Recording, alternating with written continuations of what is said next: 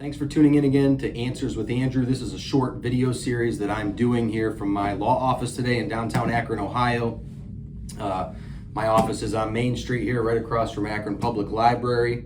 The areas of law that I practice in are estate planning, estate and trust administration, corporate or business law for the closely held business owner, as well as real estate, both residential and commercial.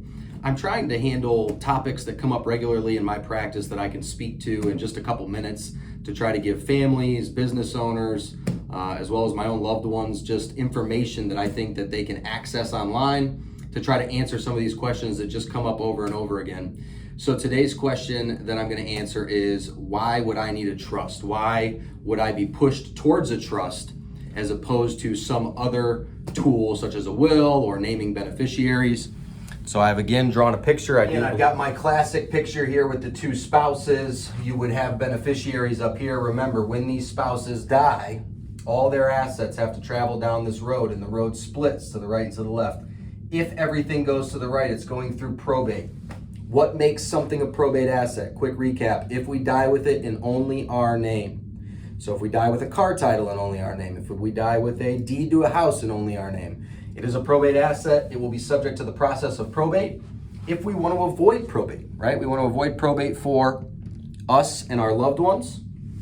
We have two options. Beneficiaries, naming beneficiaries on stuff, just like we would on a life insurance policy, or a revocable trust, right? We do have some irrevocable trusts and stuff that I'm not going to go into in this video, but mainly the most common types of estate planning trusts are revocable trusts that are used to avoid probate. My analogy for what a trust is kind of like this bowl of chocolate, right? A trust is like a bowl that we go ahead and we title our stuff into, whether it's our house or our business, maybe an LLC that owns investment property. So we get everything into the trust, and as grantors, owners of the trust and trustees, we manage it during our lifetime. And when we die, we hand it to what's called a successor trustee, somebody that we trust, right? That's why they're named a trustee, to carry out our intentions that we've set forth in the plan after we die.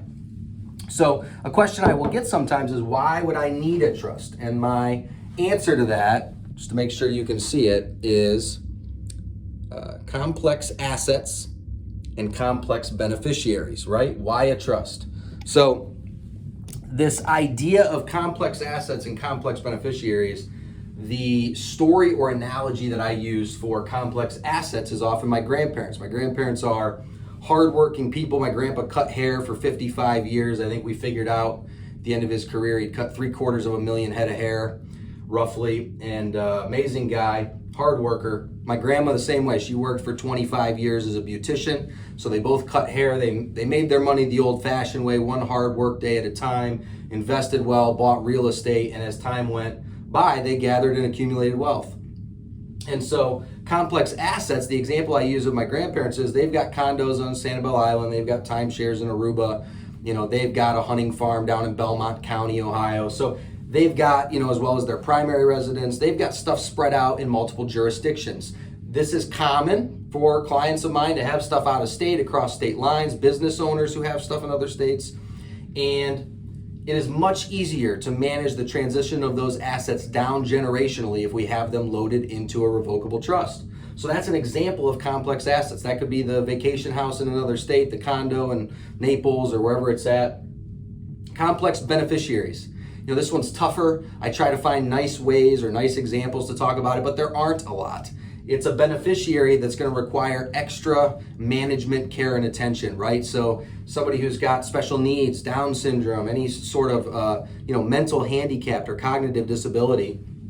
It could be drug addiction problems, alcoholism, gambling, cocaine addiction. It can also be people that have spending problems, right? Spendthrift issues of just running through money, just beneficiaries that we don't think are financially mature enough to hand large portions of family wealth to. So if we find ourselves in a situation where we have complex assets or complex beneficiaries, then most often what I'm recommending, that those are the types of fact patterns that push me towards the trust and away from a will or beneficiaries. I hope that this has provided some understanding for you, and thanks so much for tuning in.